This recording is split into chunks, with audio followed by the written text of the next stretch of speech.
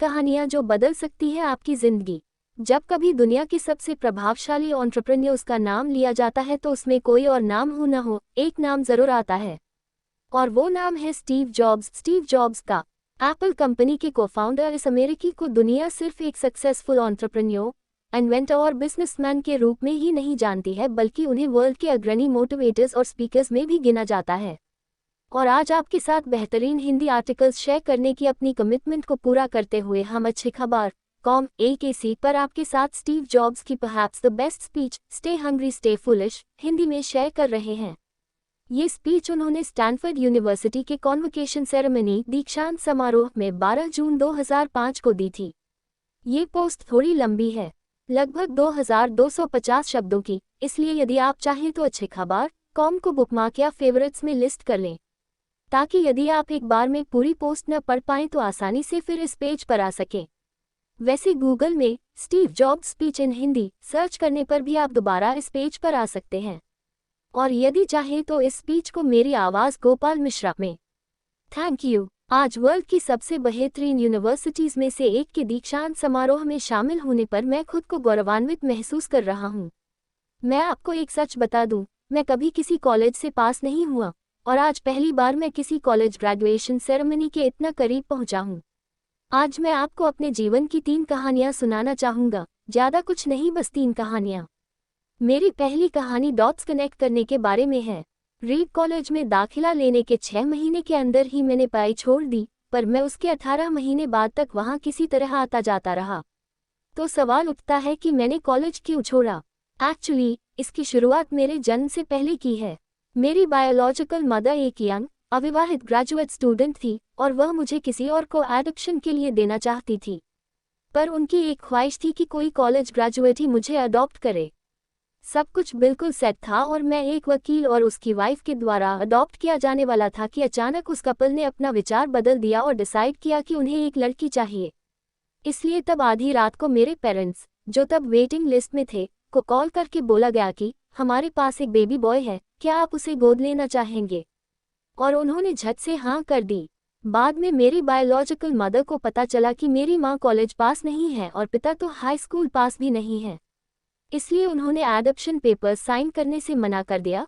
पर कुछ महीनों बाद मेरे होने वाले पेरेंट्स के मुझे कॉलेज भेजने के आश्वासन के बाद वो मान गईं। तो मेरी जिंदगी की शुरुआत कुछ इस तरह हुई और 17 साल बाद मैं कॉलेज गया, पर गलती से मैंने स्टैनफोर्ड जितना ही महंगा कॉलेज चुन लिया। मेरे वर्किंग क्लास पेरेंट्स की सारी जमा पूंजी मेरी पढ़ाई में जाने लगी। 6 महीने बाद मुझे इस पढ़ाई में कोई वैल्यू नहीं दिखी। मुझे कुछ आइडिया नहीं था कि मैं अपनी ज़िंदगी में क्या करना चाहता हूँ और कॉलेज मुझे किस तरह से इसमें हेल्प करेगा। और ऊपर से मैं अपनी पेरेंट्स की जीवन भर की कमाई खर्च करता जा रहा था। इसलिए मैंने कॉलेज ड्रॉप आउट करने का निर्णय लिए और सोचा जो होगा अच्छा होगा।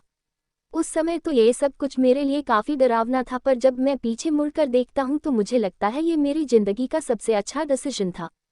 जैसे ही मैंने कॉलेज छोड़ा मेरे ऊपर से ज़रूरी क्लासेस करने की बाध्यता खत्म हो गई और मैं चुपचाप सिर्फ अपने इंटरेस्ट की क्लासेस करने लगा। ये सब कुछ इतना आसान नहीं था।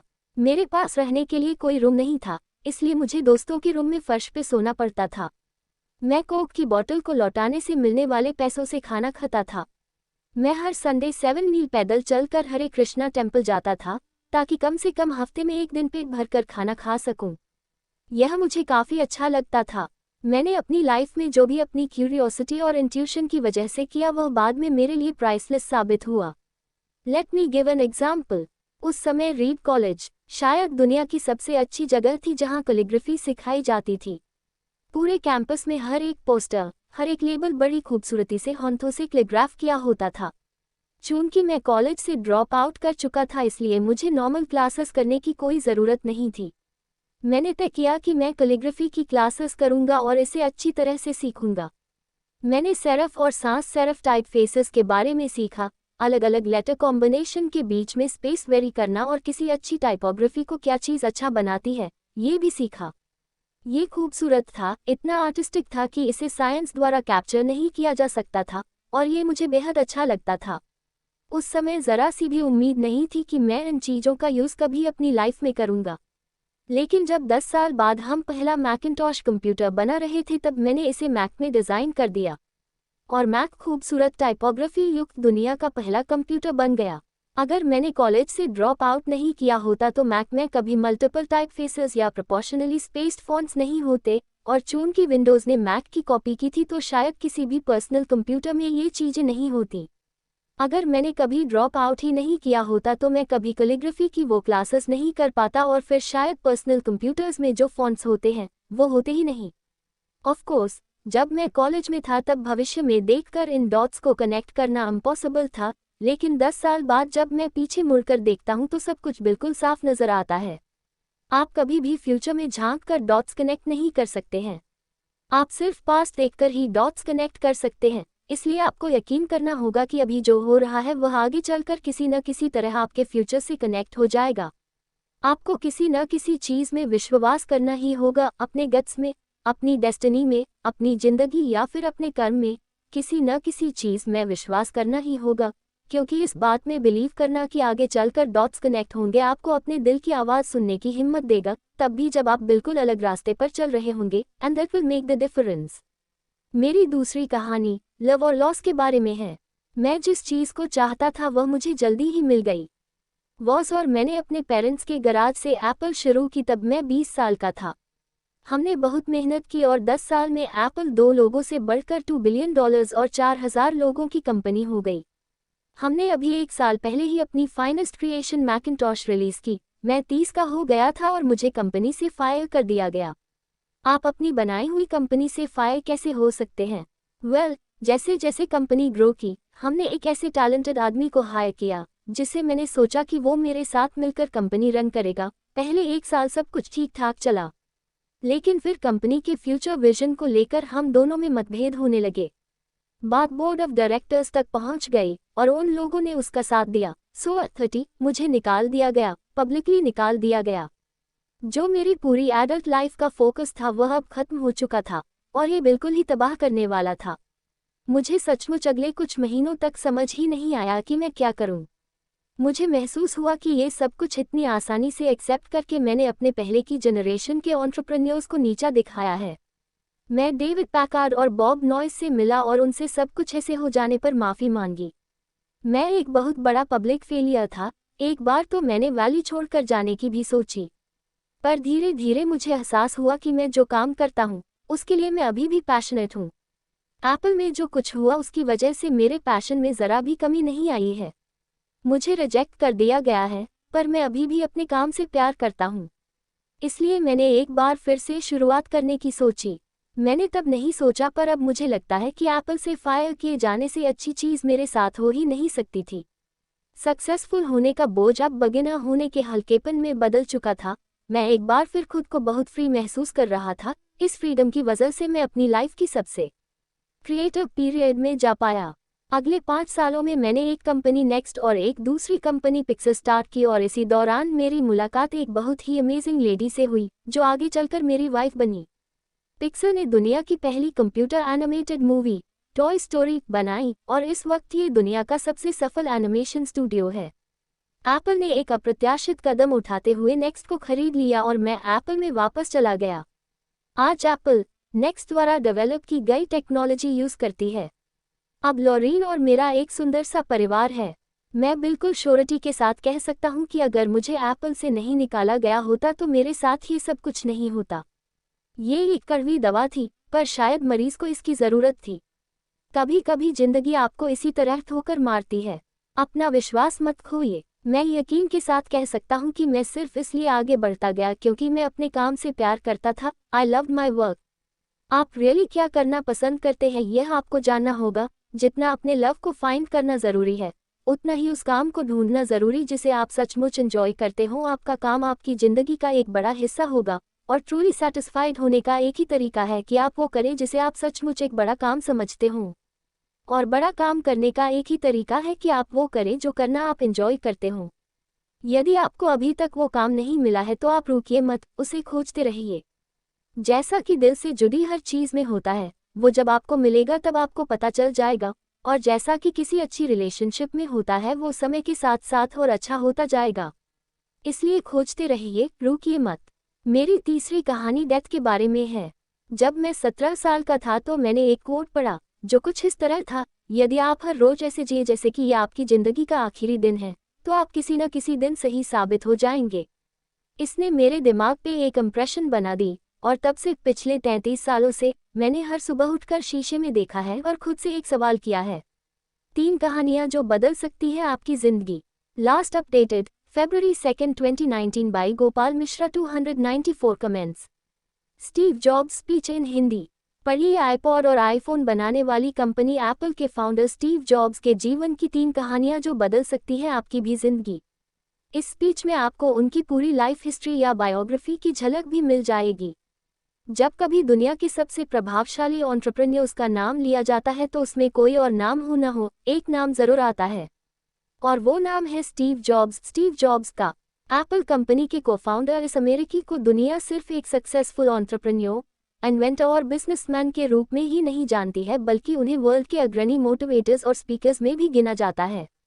और आज आपके साथ बेहतरीन हिंदी आर्टिकल्स शेयर करने की अपनी कमिटमेंट को पूरा करते हुए हम अच्छी खबर AKC पर आपके साथ स्टीव जॉब्स की perhaps the best speech stay hungry stay foolish Hindi में शेयर कर रहे हैं। ये स्पीच उन्होंने स्टैनफोर्ड यूनिवर्सिटी के कॉन्वोकेशन सेरेमनी दीक्षांत समारोह में 12 जून 2005 को दी थी। रिलेटेड स्टीव जॉब्स के बेहद इंस्पायरिंग थॉट्स।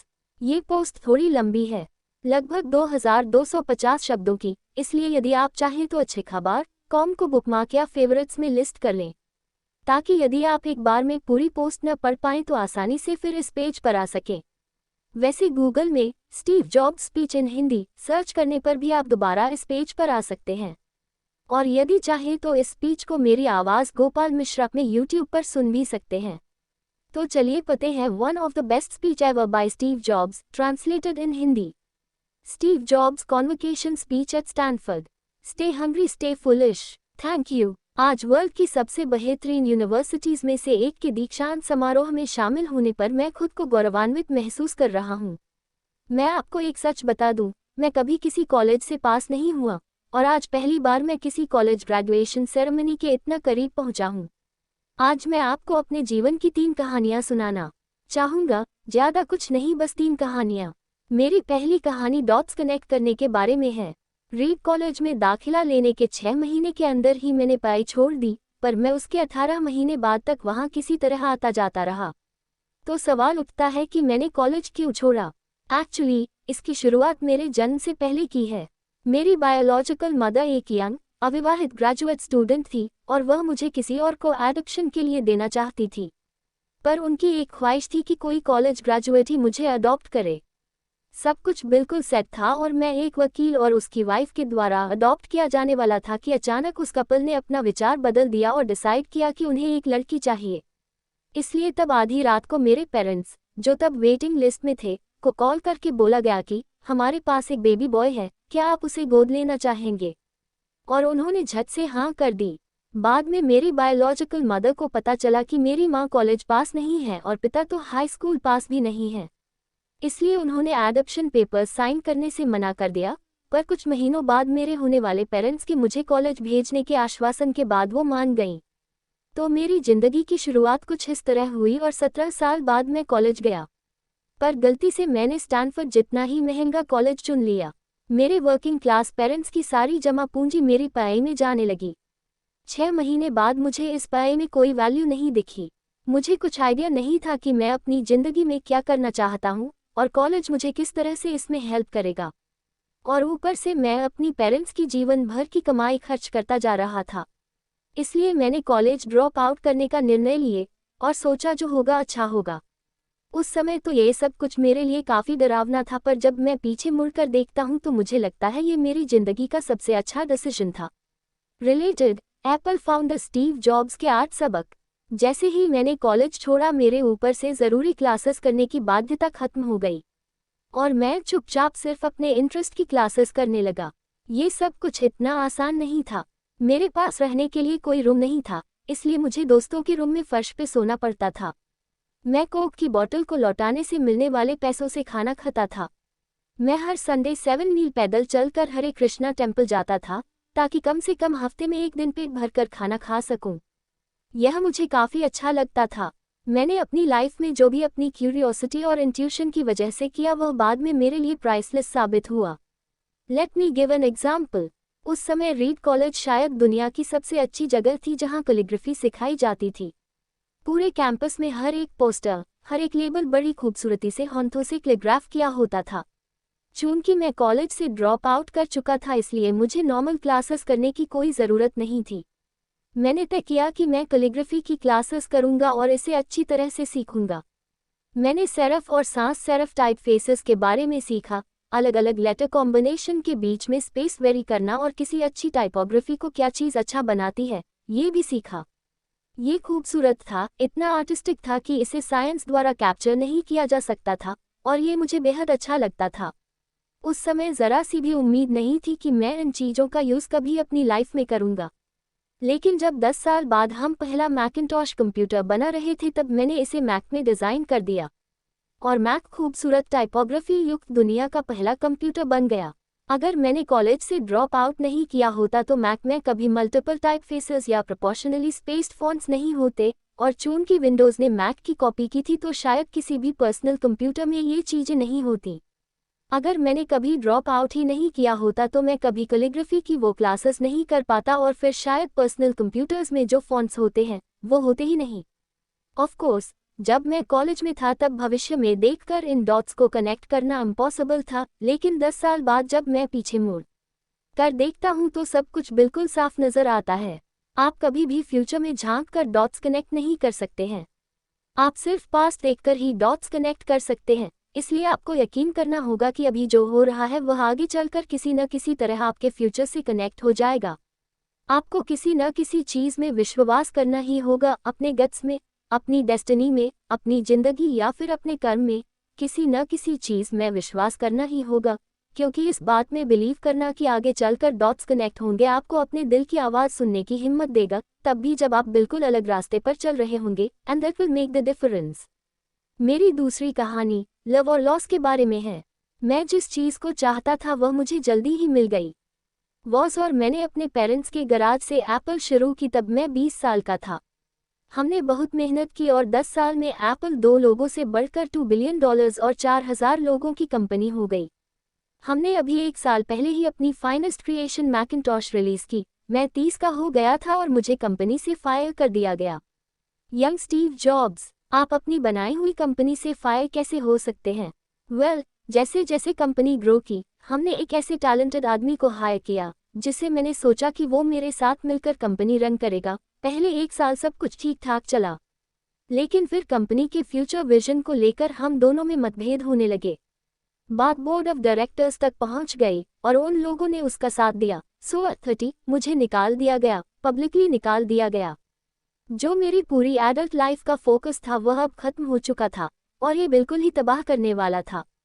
मुझे सचमुच अगले कुछ महीनों तक समझ ही नहीं आया कि मैं क्या करूं। मुझे महसूस हुआ कि ये सब कुछ इतनी आसानी से एक्सेप्ट करके मैंने अपने पहले की जनरेशन के एंटरप्रेन्योर्स को नीचा दिखाया है। मैं डेविड पैकार्ड और बॉब नॉइस से मिला और उनसे सब कुछ ऐसे हो जाने पर माफ़ी मांगी। मैं एक बहुत बड़ा पब्लिक फेलियर था। एक बार तो मैंने वैली छोड़कर जाने की भी सोची, पर धीरे धीरे मुझे एहसास हुआ कि मैं जो काम करता हूँ उसके लिए मैं अभी भी पैशनेट हूँ। एप्पल में जो कुछ हुआ उसकी वजह से मेरे पैशन में ज़रा भी कमी नहीं आई है। मुझे रिजेक्ट कर दिया गया है, पर मैं अभी भी अपने काम से प्यार करता हूँ। इसलिए मैंने एक बार फिर से शुरुआत करने की सोची। मैंने तब नहीं सोचा, पर अब मुझे लगता है कि एप्पल से फायर किए जाने से अच्छी चीज़ मेरे साथ हो ही नहीं सकती थी। सक्सेसफुल होने का बोझ अब बिगिनर होने के हल्केपन में बदल चुका था। मैं एक बार फिर खुद को बहुत फ्री महसूस कर रहा था। इस फ्रीडम की वजह से मैं अपनी लाइफ की सबसे क्रिएटिव पीरियड में जा पाया। अगले 5 सालों में मैंने एक कंपनी नेक्स्ट और एक दूसरी कंपनी पिक्सर स्टार्ट की और इसी दौरान मेरी मुलाकात एक बहुत ही अमेजिंग लेडी से हुई जो आगे चलकर मेरी वाइफ बनी। पिक्सर ने दुनिया की पहली computer animated movie toy story बनाई और इस वक्त ये दुनिया का सबसे सफल एनिमेशन स्टूडियो है। एप्पल ने एक अप्रत्याशित कदम उठाते हुए नेक्स्ट को खरीद लिया और मैं एप्पल में वापस चला गया। आज एप्पल नेक्स्ट द्वारा डेवलप की गई टेक्नोलॉजी यूज़ करती है। अब लॉरीन और मेरा एक सुंदर सा परिवार है। मैं बिल्कुल श्योरिटी के साथ कह सकता हूँ कि अगर मुझे एप्पल से नहीं निकाला गया होता तो मेरे साथ ये सब कुछ नहीं होता। ये एक कड़वी दवा थी, पर शायद मरीज को इसकी जरूरत थी। कभी कभी जिंदगी आपको इसी तरह ठोकर मारती है। अपना विश्वास मत खोइए। मैं यकीन के साथ कह सकता हूँ कि मैं सिर्फ इसलिए आगे बढ़ता गया क्योंकि मैं अपने काम से प्यार करता था। I loved my work. आप रियली क्या करना पसंद करते हैं यह आपको जानना होगा। जितना अपने लव को फाइंड करना जरूरी है, उतना ही उस काम को ढूंढना जरूरी जिसे आप सचमुच एंजॉय करते हो। आपका काम आपकी जिंदगी का एक बड़ा हिस्सा होगा, और ट्रूली सेटिस्फाइड होने का एक ही तरीका है कि आप वो करें जिसे आप सचमुच एक बड़ा काम समझते हो। और बड़ा काम करने का एक ही तरीका है कि आप वो करें जो करना आप एंजॉय करते हो। यदि आपको अभी तक वो काम नहीं मिला है तो आप रुकिए मत, उसे खोजते रहिए। जैसा कि दिल से जुड़ी हर चीज में होता है, वो जब आपको मिलेगा तब आपको पता चल जाएगा। और जैसा कि किसी अच्छी रिलेशनशिप में होता है, वो समय के साथ साथ और अच्छा होता जाएगा। इसलिए खोजते रहिए, रुकिए मत। मेरी तीसरी कहानी डेथ के बारे में है। जब मैं 17 साल का था तो मैंने एक कोट पढ़ा जो कुछ इस तरह था, यदि आप हर रोज ऐसे जिए जैसे कि यह आपकी जिंदगी का आखिरी दिन है, तो आप किसी न किसी दिन सही साबित हो जाएंगे। इसने मेरे दिमाग पे एक इम्प्रेशन बना दी, और तब से पिछले 33 सालों से मैंने हर सुबह उठकर शीशे में देखा है और खुद से एक सवाल किया है, अगर ये मेरी जिंदगी का आखिरी दिन होता तो क्या मैं आज वो करता जो मैं करने वाला हूँ। और जब भी लगातार कई दिनों तक जवाब नहीं होता है, मैं समझ जाता हूँ कि कुछ बदलने की ज़रूरत है। इस बात को याद रखना कि मैं बहुत जल्द मर जाऊंगा मुझे अपनी लाइफ के बड़े डिसीजंस लेने में सबसे ज़्यादा मददगार होता है, क्योंकि जब एक बार डेथ के बारे में सोचता हूँ तब सारी एक्सपेक्टेशंस, सारा प्राइड, फेल होने का डर, सब कुछ गायब हो जाता है और सिर्फ वही बचता है जो वाकई ज़रूरी है। इस बात को याद करना कि एक दिन मरना है, किसी चीज़ को खोने के डर को दूर करने का सबसे अच्छा तरीका है। आप पहले से ही नंगे हैं। ऐसा कोई रीज़न नहीं है कि आप अपने दिल की ना सुने। करीब 1 साल पहले पता चला कि मुझे कैंसर है। सुबह 7:30 बजे मेरा स्कैन हुआ, जिसमें साफ साफ दिख रहा था कि मेरे पैंक्रियास में ट्यूमर है। मुझे तो पता भी नहीं था कि पैंक्रियास क्या होता है। डॉक्टर ने लगभग यकीन के साथ बताया कि मुझे एक ऐसा कैंसर है जिसका इलाज संभव नहीं है, और अब मैं बस 3 से 6 महीने का मेहमान हूँ। डॉक्टर ने सलाह दी कि मैं घर जाऊं और अपनी सारी चीजें व्यवस्थित कर लूं, जिसका इनडायरेक्ट मतलब होता है कि आप मरने की तैयारी कर लीजिए। इसका मतलब कि आप कोशिश करिए कि आप अपने बच्चों से जो बातें अगले 10 साल में करते, वो अगले कुछ ही महीनों में कर लीजिए। इसका ये मतलब होता है कि आप सब कुछ सुव्यवस्थित कर लीजिए कि आपके बाद आपकी फैमिली को कम से कम परेशानी हो। इसका ये मतलब होता है कि आप सबको गुड बाय कर दीजिए। मैंने इस डायग्नोसिस के साथ पूरा दिन बिता दिया। फिर शाम को मेरी बायोप्सी हुई, जहां मेरे गले के रास्ते, पेट से होते हुए मेरी इंटेस्टाइन में एक एंडोस्कोप डाला गया और एक सुई से ट्यूमर से कुछ सेल्स निकाले गए। मैं तो बेहोश था, पर मेरी वाइफ, जो वहां मौजूद थी, उसने बताया कि जब डॉक्टर ने माइक्रोस्कोप से मेरे सेल्स देखे तो वह रो पड़ा। दरअसल सेल्स देखकर डॉक्टर समझ गया कि मुझे एक बहुत ही दुर्लभ प्रकार का पैंक्रियाटिक कैंसर है जो सर्जरी से ठीक हो सकता है। मेरी सर्जरी हुई और सौभाग्य से अब मैं ठीक हूँ। मौत के इतना करीब मैं इससे पहले कभी नहीं पहुंचा, और उम्मीद करता हूँ कि अगले कुछ दशकों तक पहुंचूं भी नहीं। ये सब देखने के बाद मैं और भी विश्वास के साथ कह सकता हूँ कि डेथ एक यूजफुल बट इंटेलेक्चुअल कॉन्सेप्ट है। कोई मरना नहीं चाहता है, यहाँ तक कि जो लोग स्वर्ग जाना चाहते हैं वो भी। फिर भी मौत वो मंजिल है जिसे हम सब शेयर करते हैं। आज तक इससे कोई बचा नहीं है, और ऐसा ही होना चाहिए, क्योंकि शायद मौत ही इस जिंदगी का सबसे बड़ा आविष्कार है। ये जिंदगी को बदलती है, पुराने को हटाकर नए का रास्ता खोलती है। और इस समय नए आप हैं, पर ज़्यादा नहीं। कुछ ही दिनों में आप भी पुराने हो जाएंगे और रास्ते से साफ हो जाएंगे। इतना ड्रामेटिक होने के लिए माफ़ी चाहता हूँ, पर यह सच है। आपका समय सीमित है, इसलिए इसे किसी और की जिंदगी जीकर व्यर्थ मत कीजिए। बेकार की सोच में मत फंसिए, अपनी जिंदगी को दूसरों के हिसाब से मत चलाइए। औरों के विचारों के शोर में अपनी अंदर की आवाज़ को, अपने इंट्यूशन को डूबने मत दीजिए। वे पहले से ही जानते हैं कि तुम सच में क्या बनना चाहते हो। बाकी सब गौण है। जब मैं छोटा था तब एक अद्भुत publication, the whole earth catalogue, हुआ करता था, जो मेरी जनरेशंस की बाइबल्स में से एक था।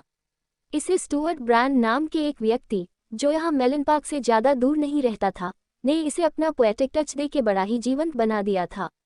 ये 60 के दशक की बात है, जब कंप्यूटर और डेस्कटॉप पब्लिशिंग नहीं हुआ करती थी। पूरा कैटलॉग टाइपराइटर्स, सिजर्स और पोलरॉइड कैमरास की मदद से बनाया जाता था।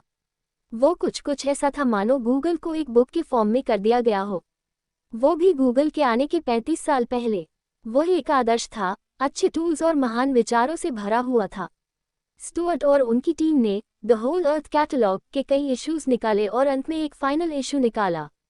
ये 70 के दशक का मध्य था और तब मैं आपके जितना था। फाइनल इशू के बैक कवर पे प्रातःकाल का किसी गांव की सड़क का दृश्य था। वो कुछ ऐसी सड़क थी जिस पे यदि आप एडवेंचरस हो तो किसी से लिफ्ट मांगना चाहेंगे। और उस पिक्चर के नीचे लिखा था, स्टे हंग्री स्टे फुलिश। ये उनका फेयरवेल मैसेज था जब उन्होंने साइन ऑफ किया, स्टे हंग्री स्टे फुलिश। और मैंने अपने लिए हमेशा यही विश किया है। और